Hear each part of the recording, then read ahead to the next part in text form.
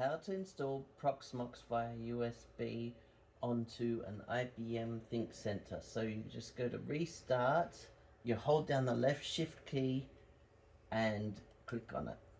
So I like to keep the left shift key held down for a while. Then you select use a device, use a USB.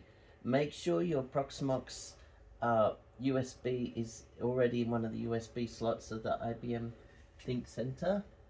And then you just go use the device. You pick the USB drive that's applicable. I can go generic USB device. You wait for it to reboot. And it takes a few seconds, it does its thing. This is the easiest way if there's an existing Windows. You don't even have to log into that Windows.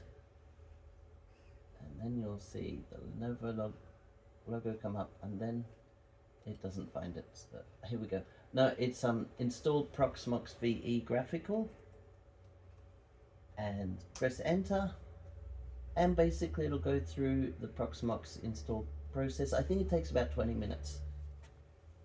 Thank you.